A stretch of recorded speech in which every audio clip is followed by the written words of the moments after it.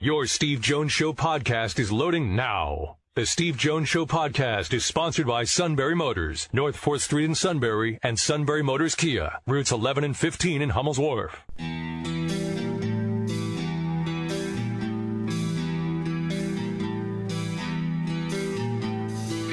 Sports talk where your voice counts. This is the Steve Jones Show on News Radio 1070 WKOK.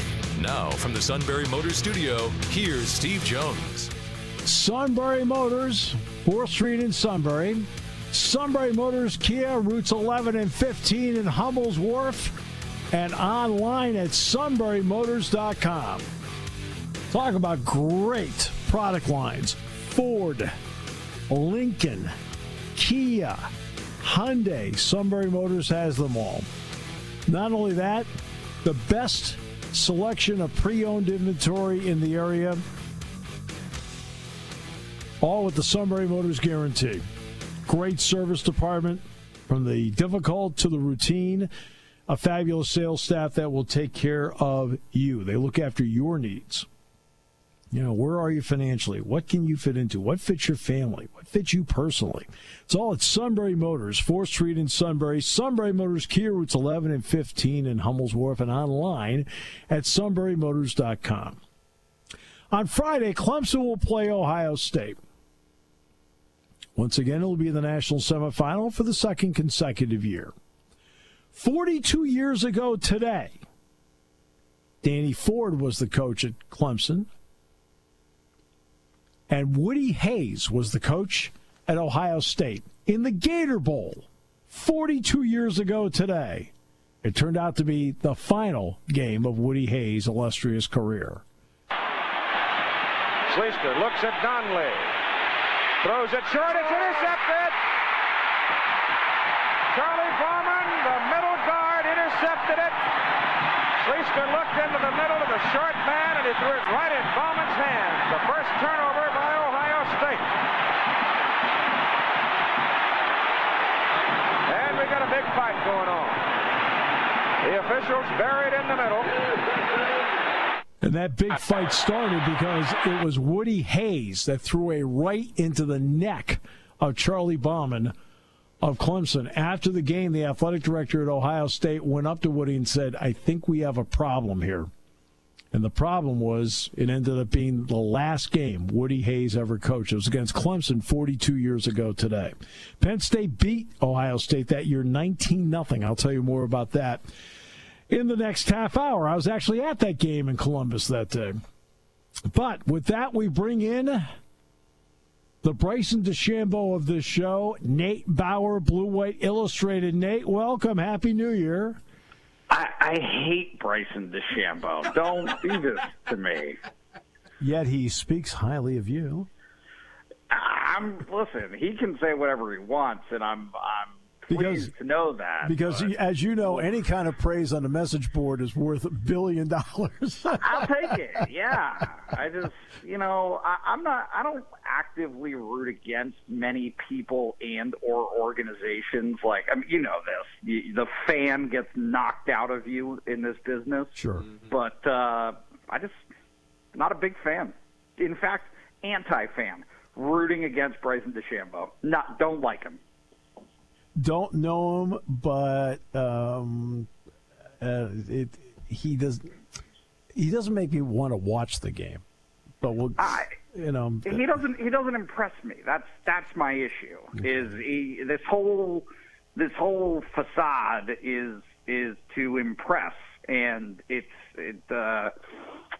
engenders the opposite feeling for me. Just come on, play golf. Let's go. All right, so let's play college sports here. Let's do that. I'll take college sports for 1,000. Alex, let's see. Let's start with the transfer portal, which everybody knew was going to be important. You and I have noticed over the years in college basketball what it's meant. So this is literally is no adjustment for guys like you and me that follow college basketball so closely. This is no adjustment. Sure. Penn State, and again, I'm in the category still until they, quote, officially announce it by Penn State. I really can't talk about it for obvious reasons, but you can. Sure. They've dipped into a couple to get a couple here, and you and I know this is just the beginning. What are some of the words that you've heard about some of the people that have decided to pick Penn State in this regard? Yeah, so, running back and a cornerback, and both guys have experience. I mean, to me, that's the thing, right? You're not talking about necessarily a situation where a kid spends his first year on campus, doesn't like it, and decides to leave. No, the cornerback out of South Carolina played, I think he has 24 games of experience, maybe 20 games of experience between his true freshman year and this current season. And then the running back out of Texas, Baylor, I guess it is, 4-year career, 5-year career, and gets an extra year here. So, these are guys who have experience and can bolster the situation. Andy Frank, who's Penn State's, I think the director of player personnel. Yeah. I always get confused by the titles. But, a couple of weeks ago when Penn State had its signing day, basically he talked about what the portal can do. And in a lot of ways, it's not just filling immediate needs that you have, right, which is obviously Penn State needs some help on the defensive line, and they're still looking there. But it can also bolster competition within certain position groups. And so, at running back, there isn't an obvious need necessarily, but, it doesn't hurt. It doesn't hurt to have some experience there and bring somebody in like that.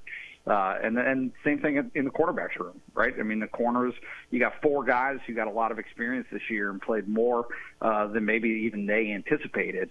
Well, okay, keep it going, right? Keep that trajectory and keep the pedal down, because I think that what you've seen in Penn State, specifically under James Franklin, is he believes very, very strongly in obviously not just competition,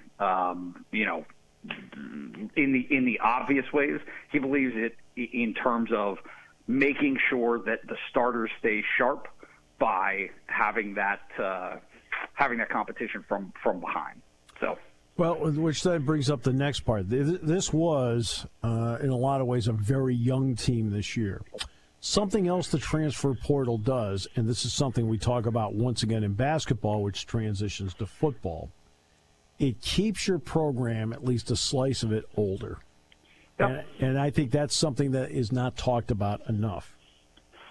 Yeah, I mean, certainly for basketball, this has been a point that has been kind of hammered home to me over the years, is people, from a general sense, right, get the idea. They see Kentucky and they see programs that bring in 5 true freshmen and have success and win a title that way or make it far in the NCAA tournament.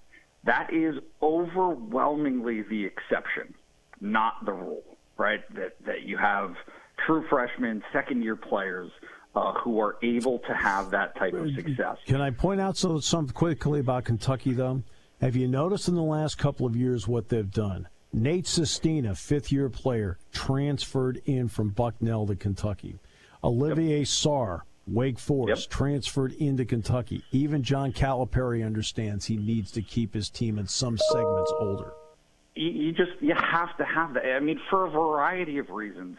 It's like there's just no substitute for experience, and you saw that with football this year. You did. You saw inexperience play itself out in decisions and critical situations that came to hurt Penn State, because players who were forced by, obviously no fault of their own, but were forced into bigger roles and into bigger situations than they necessarily were prepared for. And, it's look, it's like this is common sense stuff, but sometimes we get lost in it, when we're trying to evaluate these teams and talent. Like, talent can take you very, very far. but experience is what gets you over the top. All right, so now let's get to the transition from 2020 to 21 for Penn State football. Obviously, leadership's going to be important, and that depends on who's going to come back when this is all said and done. The next, let's see, I want to say 18 plus, 3? So the next, 3 weeks, all right? So less than that. The next 20 days are really going to shape what you see. Shaka Toney, as a fifth-year player, decides he's going to go to the draft. That makes total sense. We know Jason Oweh's going. We know Pat Fryermuth's going. So far, there have been no surprises in this whole thing to this point. But the next 20 days will shape this team. What do you see? It's a great question. Still waiting on Dotson, right? I mean, to me, that's huge. Yep. That he is a guy that can shape a lot. Still waiting on Tariq Castro-Fields. Yep. Still waiting on Jaquan Brisker in terms of a yes or no. Some of these guys who committed to playing in the, they've accepted invitations to the Senior Bowl. Could go either way, right? It's not that's not necessarily binding. And so, you're waiting on some of this stuff to sort out. And it seems to me, I have no actual insight into this, but it seems like Penn State has a plan, right? Like a rollout plan in terms of how they're addressing this. It seems kind of like it's been a trickle, a one a day kind of a deal for these guys to have their moment and be able to make their announcements and their decisions. So, I think that the decisions have been made. It's just a matter of announcing them and having them come out. But you're right. I mean, it's we don't know today. Listen, my business is obviously forecasting, and now that we're in the off season, it's all about talking, right? Talk. Well, there's not a lot that you can talk about moving forward without knowing really what the structure of this team is going to look like next year. Right, and it's all about the next 20 days. I mean, because you have to declare, I believe, for the NFL draft by the 18th, I believe. And that's the date. If I always remember, it's like 7 days after the national championship game. That way, all the Alabama kids can make up their mind. So it's an annual thing. Look, once again, the college football Final Four is once again 4 familiar teams. Now, I realize monetarily you can't really get more money out of this thing until 2025. I got that part. Does college football need an expanded playoff to then change the dynamic of what we're watching at this time of the year? College football is ruining itself, Steve. And I don't know if you agree with that or not. It dumbfounds me when I see pushback to 4 teams as though 2 was the better solution. And it's not about today. It's about 4 years from now. It's about 10 years from now. And if you don't see a situation where Clemson, Alabama, and Ohio State are making up 60% of the total of all the games that have ever been played in the college football playoff. Right. Those 3 teams represent 60% of the total possible spots in those games. That's crazy. It's not good. And in a system where there is no draft, where there is no mechanism to enforce parity, to encourage parity, it's self-defeating. It perpetuates upon itself. And so, some people are into it, and they say, it's like, the committee had a hard time deciding who 3 and 4 were because 3 and 4 weren't even qualified, right? You shouldn't even have those teams in.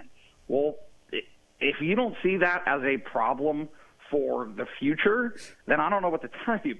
But the health of the game truly is in jeopardy right now. I agree with that. When they wanted to go to the playoff, I had from day one said 8. 8, 8, 8. But after going all these years with none, I was okay. 2's okay. I didn't really like 2, but okay, 2 was at least a compromise. Then 4 was a compromise. I'll be honest with you. I think it's got to go 10-12. And the reason it's got to go 10-12, and I don't care if you open up 10-12 by doing it, and starting a couple weeks earlier. I don't care.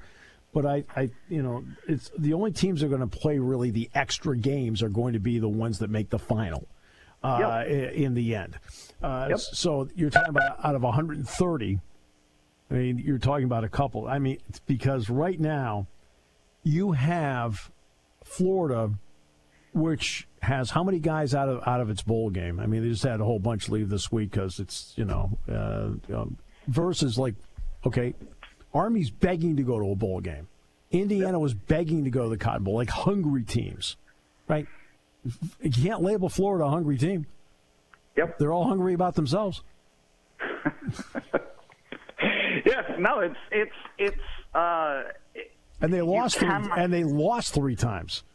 You cannot have now. Listen, this year itself, this individual year is a throwaway. This is a throwaway year. There's no doubt. This is the whole thing is.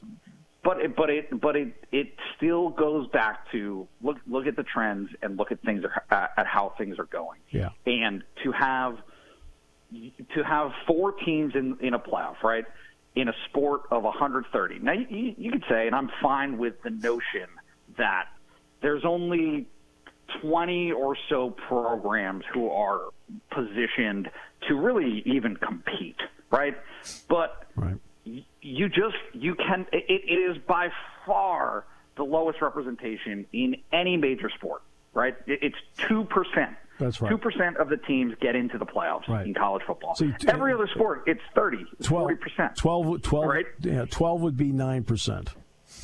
Exactly. And so you're right. I mean, it's clearly that they have there is this clinging to a notion of what college football is surrounding amateurism, and I get it. Like that's how they're able to survive as for tax purposes. I mean, why do you think the expression student athlete is used? Right. I mean, and it's fine. Like I'm fine with seeing plenty of successful academic stories in major college athletics. Absolutely. There's no problem with that. That's totally fine, and it should be encouraged, and it should be set up to encourage that.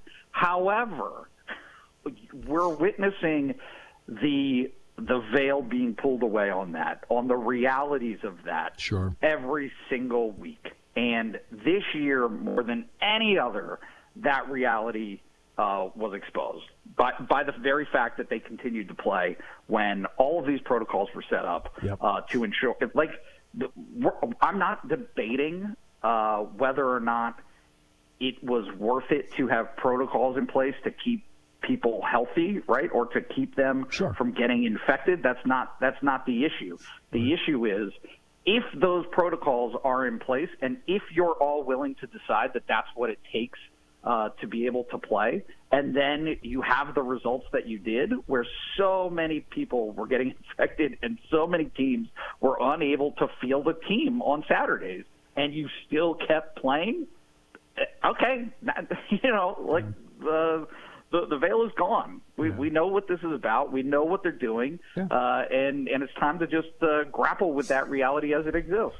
Okay. Well, I'll leave you with one stat that you can chew on, which you probably already know, but I'll just leave you with this stat. Penn State's made 82 free throws this year. Excuse me, Penn State has attempted 82 free throws this year. The opponents made 100. We'll leave it at that. Thank you. Okay. And Happy New Year to you and all of you, your friends, family, and so forth, your beautiful family. So, many thanks. I appreciate you having me on. Take care. Nate Bauer, Blue White Illustrated. Yes, that's a fact. The opponents this year have made 100 free throws against Penn State. Penn State has attempted 82. Now, Penn State's actually, their percentage, they've made 72% of their free throws. The opponents made 70. but the opponent has made 100. Penn State's attempted 82. What does that tell you about the disparity? Some of it is style of play. Not all of it. We'll come back with more in a moment. Brought to you by Sunbury Motors on News Radio 1070 WKOK.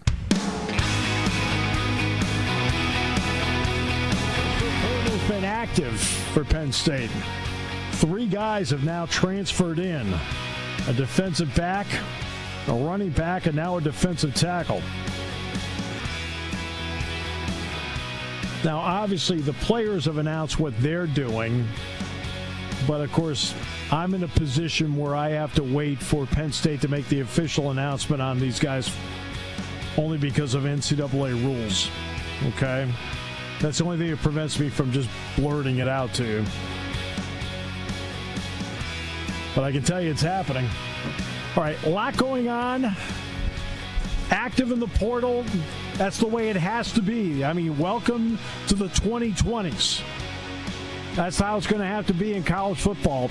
Recruiting, National Letter of Intent Day, early signing periods, and transfers. The holidays are a time of year to celebrate and reflect. Reflect on the past year, a year filled with challenges and uncertainty. Uncertainty that bred resilience and hope. Hope for healing, change, new beginnings, and unity. United as one people, one community, by one mission. To safeguard and protect what matters most. From all of us at Purdy Insurance, we wish you health, happiness, and joy this holiday season and success in the new year. Mary's Bistro delivery business is bustling and ready to burst. Orders 34, 35, and 36 are up. Who's handling these? Hello, Mary's Bistro, now delivering. It's time to hire. I need Indeed. Indeed you do. The moment you sponsor a job on Indeed, you get a short list of quality candidates from our resume database. Indeed delivers 2.5 times more hires than the other branded job sites combined, according to Breezy HR 2019. Visit Indeed.com/credit and get a $75 credit for your first job post. Terms and conditions apply. Saying its vaccine plan and the administering of shots is falling behind, not progressing as it should. The president-elect says his administration will spare no effort to make sure every American gets vaccinated, and he has launched a 100-day challenge asking Americans to wear masks, calling it a patriotic duty. We need to steel our spines for what's ahead. We need to follow even more closely the recommendations to slow the spread of the virus. And each of us needs to do what we can to protect ourselves, our families, and our fellow Americans. The president-elect also says he will use Defense Production Act to boost the vaccine effort. CBS News Special Report, I'm Jennifer Kuiper. Happy holidays from Diversified Construction. Here's to hoping that you and your family figure out how to navigate the season safely. Will you see your loved ones in person, or will it be a series of Zoom meetings to get you through? Either way, the holidays are a good time to see how mom and dad and the grandparents are doing. Time flies and nobody gets younger. Are they getting around as well as they used to? Can they continue living in their home? Did you know that most homes can be suitably modified for a one-time cost of $15,000 to $40,000, enabling folks to safely stay home for many more years? I'm Art Thomas, president of Diversified Construction. Bathroom modifications, outside ramps and vertical platform lifts, stair glides and door widenings are some of the construction services we provide. Our certified agent in place specialist can meet with your family to discuss viable, economical projects to keep people living where they want to be. Don't wait for a crisis situation. Diversified Construction can help keep you safe at home. Visit our website, check out our Facebook page, and call us today for a free site visit and consultation. Diversified Construction, proud to be the consumer's choice. Hey sis, I just finished helping Dad with the leaves and winterizing. And when I think about Mom on those stairs, I can tell the house worries them. My friend's parents just moved to Riverwood Senior Living in Lewisburg. They have a garden cottage and they love it there. But what about COVID-19? Is it safe? I looked online and Riverwoods has a really strong safety record, and residents who live there independently can come and go and enjoy visitors. Great, let's call today. Riverwoods is welcoming new residents. Visit riverwoods.org today to schedule a tour. Riverwoods is an equal opportunity housing provider. Ever walk into a bank and borrow money without paying interest? Me either. That's why I'm excited to announce 12-month 0% financing is back at Peters. Hi, it's Bart again. If your old appliance is giving you fits, come see us at Peters. We deliver and service what we sell. Always. No 800 numbers, no strangers to deal with, no hassle. Choose from GE, Whirlpool, Frigidaire, and more, including Speed Queen Home Laundry, the best built, best back washers and dryers on the market. Whatever your choice, buy it today and take a full year to pay, interest-free. If you don't know Peters, you should. Our family has been selling and servicing major appliances for 60 years. We are your local appliance experts. Come find out what makes us better. From washers to dryers, refrigerators, and ranges, we can help with your appliance needs. And if your appliance ever breaks, just give us a call. Easy. Great deals, good service, free delivery, and 0% financing. What more could you ask for? Peters Home Appliance Center, Market Street, Sunbury. Financing with approved credit through Synchrony Bank. See salesperson for full details. BJE Poultry, family owned and operated for 30 years, would like to wish its community a very merry holiday season and a peaceful, prosperous new year. Our biggest joy here at BJE Poultry is watching the valley thrive and prosper in good health and happiness. May the gift of family and friends bring you and yours bliss through 2021 and beyond. Happy holidays from all of your friends at BJE Poultry. Join News Radio 1070 WKOK Monday through Friday mornings from 8:30 till 10 for our live local telephone talk show, On the Mark. The reason I was able to stay sequestered in my home is because some black woman was able to stack the grocery shelf. That, to me, is a plantation mentality. If you were familiar with the makeup of the individuals who were on the front lines, minorities make up a disproportionate amount. On the Mark, weekday mornings from 8:30 till 10, only on News Radio 1070 WKOK. Taking your calls at 800-795-9565. This is The Steve Jones Show on News Radio 1070 WKOK. Now, from the Sunbury Motors Studio, here's Steve Jones. Sunbury Motors, 4th Street in Sunbury. Sunbury Motors Kia, routes 11 and 15 in Hummel's Wharf, and online at sunburymotors.com. Ford, Lincoln, Kia, Hyundai. Now, that's great new product lines right there. Best. Great pre-owned inventory. They have the area's best selection of it. And not only that, but they have a fabulous service department that backs it all up. A little surge there from the Shamokin Dam Orchestra. And also a great sales staff that works with you. I mean, your budget means everything to them. Why do they have so many repeat customers at Sunbury Motors? Because they've done such a great job the first time or first few times around. That's how you get repeat customers, because you just keep doing the job and the customer appreciates it. It's all at Sunbury Motors, 4th Street in Sunbury. Sunbury Motors Kia, routes 11 and 15 in Hummel's Wharf, and online at sunburymotors.com. So now a corner out of the SEC, a running back out of the Big 12, and a defensive tackle out of the ACC. On the transfer tracker, can't get into names. I am in the position where I am not allowed to, but I can at least take it that far for you. Once they, the players have made the announcement, but it has to, for me, it has come from the university. I do not want to, in any way, shape, or form, you're trying everything you can not to violate even the smallest of an NCAA rule. So that's why I get very cautious about this, if you don't mind. So I'm just, it's part of what I do. All right. They're doing a great job of taking this roster. Now, I think that when you look at them, a defensive end has got to be somewhere in this mix. I wouldn't back away from a wide receiver either. But again, I say that without. Normally, I can sit here and I can really give you chapter and verse on young players. I can do it on some. I can tell you how Vanover plays. I can tell you, about how Smith, Vilbert, and so forth. Watch them practice. Joseph Darkwire, people like that. even like Bryce Mostell I can. But I've got a little bit of an issue this year with the ability to tell you a little bit about Malik Mega and Norvell Black. Because once you get shifted over to scout team, you're now wearing scout team numbers.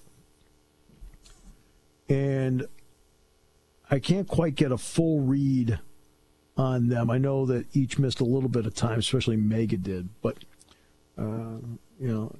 so they may feel comfortable with them moving forward. I just want to see a little bit more because I just haven't.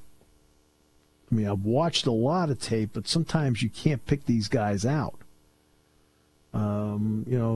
Where suddenly, you're wearing 14 one week. One's playing Brian Hightower.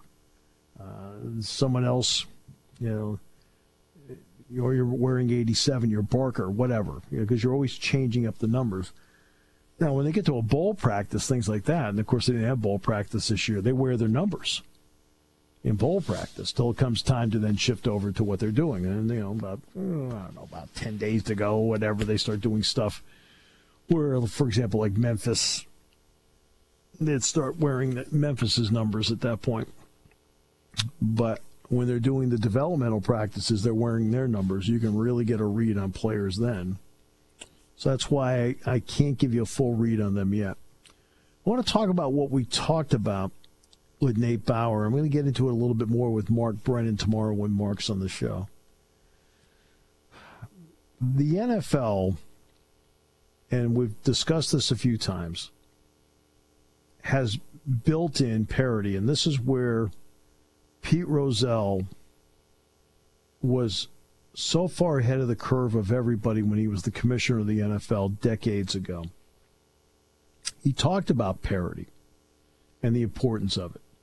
That you can't have the New York Giants and the Chicago Bears playing every year for the NFL championship. Because at that point, the league becomes stale. Now, there was a period of time in the 60s where the Packers won 5 out of 7 with Vince Lombardi's teams. The Colts were good. The Cleveland Browns were good. And for a period of time in the NFL, and the Dallas Cowboys then started to get good. But for a period of time in the NFL, that was the ball game. Rozelle made it in such a way where the draft was going to be the great equalizer. The worst team gets the draft first. The best team drafts last. So that over a period of time it would change over. Then other elements were put into play. When they went to the 16-game schedule, then they started going to first-place schedules, last-place schedules, and so forth. So Jacksonville, for example, will get the first overall pick in this year's draft. I think all of us are confident they'll take Trevor Lawrence. And Jacksonville will also play the other 3 last-place teams in the AFC, and they'll play one last-place team in the NFC, because you're going to play a designated division anyway. Well, that means that 25% of their schedule will be teams that finished in last place. Right? That's how it works. That's why you see teams, Cleveland Browns aside, that seem to, in a couple of years, make the move up the ladder. Arizona Cardinals. Okay, the Arizona Cardinals. There's a good example right there. They drafted Kyler Murray. They made the trade for Hopkins. Now, of course, they kind of fouled up against the 49ers last Saturday. But that's an example. College football doesn't have that. This is what college football has. College football has the opposite system. You cannot force parity in college football. You can't. So what happens in this era of the playoff is that you're in the playoff. You're the team. And recruits, with all the publicity, are attracted to that. And thus the rich get richer. Alabama continues to have one great recruiting class after another. Clemson continues to have one great recruiting class after another.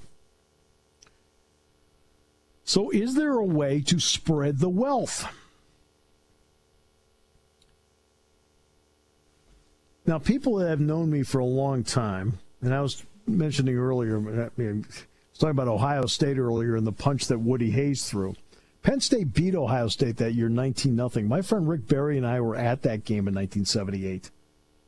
Rod Gerald started at quarterback. Art Schleister then took over in like the second series. Place went crazy. It was in Columbus.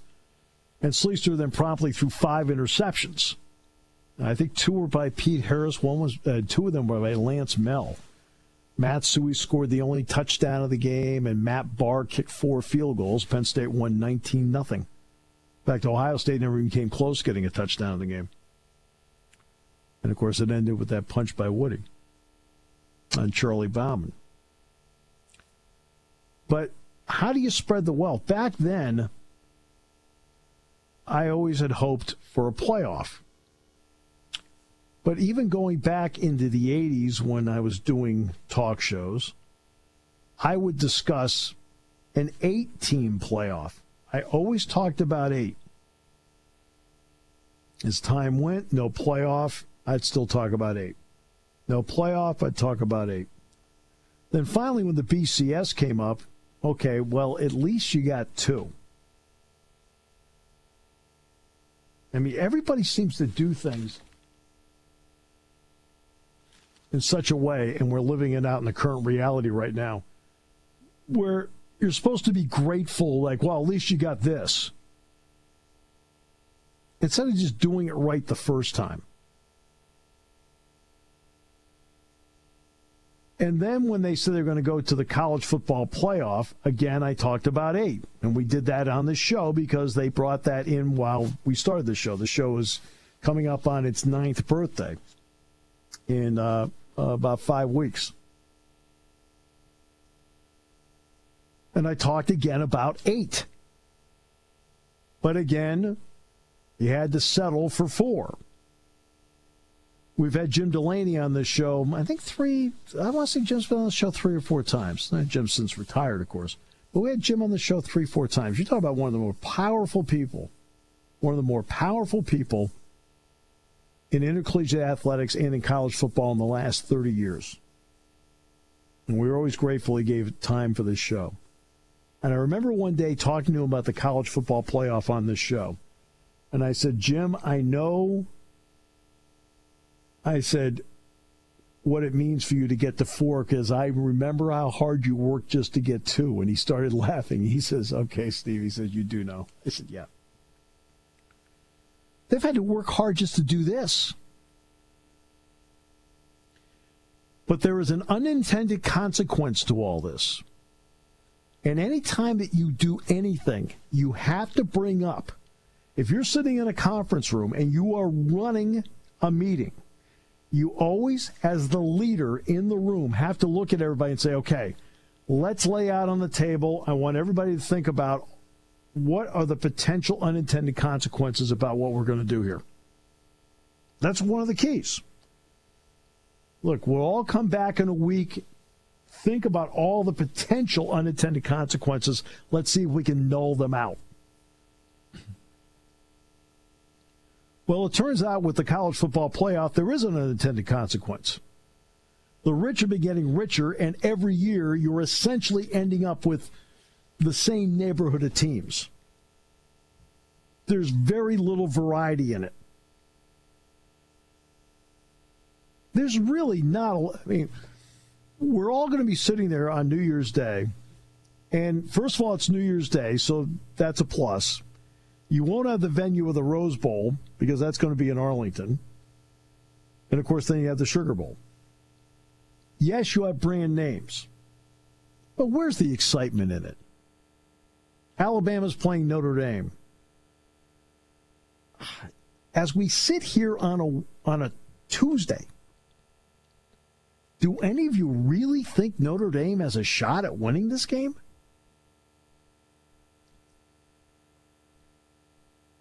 Clemson's playing Ohio State. I know, again, I didn't see the game last year because, again, I was on a plane coming back from the Cotton Bowl, so I did not get a chance to see it. And I never saw a tape of it. But Ohio State is not as good as they were last year. Do you really think, especially the way Clemson played against Notre Dame in the ACC championship game, how much of a shot do you think Ohio State has? And then we're going to get Clemson and Alabama again and blah, blah, blah, blah, blah. And the rich will get richer. It's not helping the game. Why have the ratings dropped from the first one? What was great about the first one is Ohio State beat Alabama. A 4 beat a 1. Whoa, okay.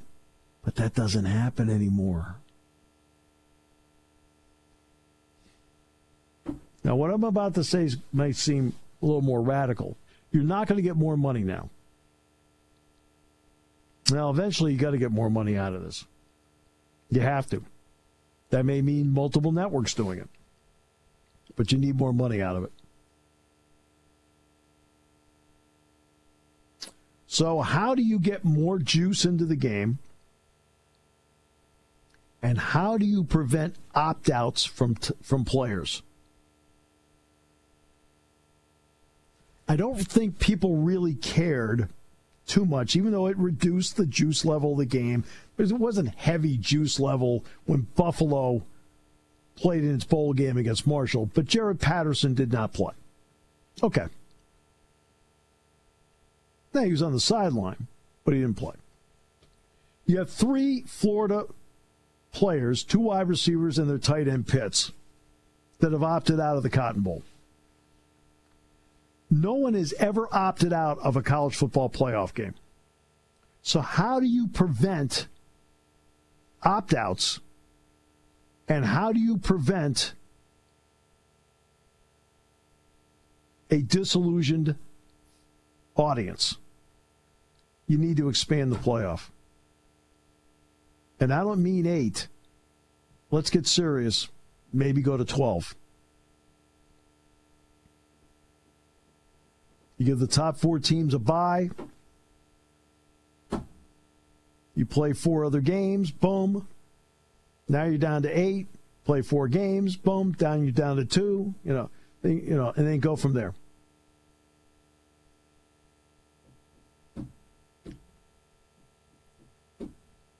But now with 12, you spread the wealth. Now with 12, your conference champions from your conference championship games get in. 5. Cincinnati, all this griping about UCF for a couple of years, all this griping this year about Cincinnati, they're in. There's a place at the table for them. Now we're at 6. Now you look at the conferences across the board, you can find 6 other teams. Florida would get in even with 3 losses. And I don't want to hear about the diminishment of the regular season. That's nonsense. Okay? You're going to have teams hitting November fighting to be in that mix. You're going to have them fighting to be in that mix. And now your Fiesta Bowl. Now your Cotton Bowl. Now your Peach Bowl. Now your Orange Bowl. Now your Sugar Bowl. Now your Rose Bowl. Now you got juice. Your top players are staying. Your top players aren't opting out. Okay, and now you hit December, middle December, and on with games with stakes. And that draws the casual fan in every time. It's not perfect because I don't like the idea of subjecting players on the college level to playing more games. But at the same time, college football has a problem, and this is the problem. It's become stale at this time of the year. Players are opting out, like the Florida players did this week, and everybody's saying, great, Clemson and Alabama again, great, fabulous. You need to spread the wealth, and you need the entire country involved. That is why 5 conference champions get in from Power 5. Now the Pac-12 champion gets in. You may debate whether you think the Pac-12 champion's worthy or not, but they get in. Now the West Coast is watching. Group of 5 school gets in. Maybe 2 of them. Maybe the Mountain West champion's in. Okay? This year it's San Jose State. Is there a seat at the table for San Jose State? Would there have been, I know they lost to Liberty, but would there have been a seat at the table for Coastal Carolina this year? Because now you've got these 6 other spots. You can do with it whatever you want. It gives you the flexibility. And you're going to get complaints from 13, 14, 15, and 16 that they didn't make it. But college football has to do something. And, again, I've never been crazy about college football adding more games. But, again, with name, image, and likeness, I think it would also open the door for some of these college players in a college football playoff scenario to capitalize on name, image, and likeness. All right, we'll take a break. Maybe you have a different opinion, but I think they've got to do something because right now, you look at the success of the NCAA tournament, 68 teams are in. The wealth is spread all over the country. Right now, the college football playoff, wealth spread all over the country. The furthest west any team is South Bend, Indiana. This year. That's the furthest west. Okay, we haven't even reached the Mississippi yet. Back with more in a moment. On News Radio 1070 WKOK, brought to you by Sunbury Motors. When it comes to car buying, there's the other guy's way, and then there's the SMC way. The other guys force you into a vehicle you really don't want. The Sunbury Motors way lets you take the time you need to browse, ask questions, and take the test drive and think on it. For over 100 years, the Mertz family and all their employees have made your experience the most pleasant one you'll ever have. The other guys won't offer you the best price for your trade, no matter how much they say they will. The SMC way is their promise to provide you with the most money the market shows your vehicle is worth. The SMC way is to offer you all applicable factory rebates on new vehicles and generous discounts. Looking for a pre-owned vehicle? The SMC way checks each vehicle in a 200-mile radius to determine the lowest price, then beat it. It's the lowest price promise, just part of the SMC way. The choice is up to you. The other guy's way or the SMC way. The SMC way wins every time. Sunbury Motors Company in the North 4th Street Auto Plaza, Sunbury, and at sunburymotors.com. Selling more cars and satisfying more customers for over 100 years. All right, great to have you with us on the show today. Our thanks once again to Nate Bauer of Blue White Illustrated and to Neil Coulon as we talk Penn State football and also discussed the Steelers. Tomorrow, Mark Brennan. More on Penn State football. So far, 3 transfers coming into Penn State. A corner, a defensive tackle, and a running back. Great to have you with us today. Brought to you by Sunbury Motors, 4th Street in Sunbury, Sunbury Motors Kia, routes 11 and 15 in Hummel's Wharf, and online at sunburymotors.com. Ford, Lincoln, Kia, Hyundai, great new inventory, fabulous section of pre-owned inventory, and a great service department to back it all up. All at Sunbury Motors, 4th Street in Sunbury, Sunbury Motors Kia, routes 11 and 15 in Hummel's Wharf, and online at sunburymotors.com.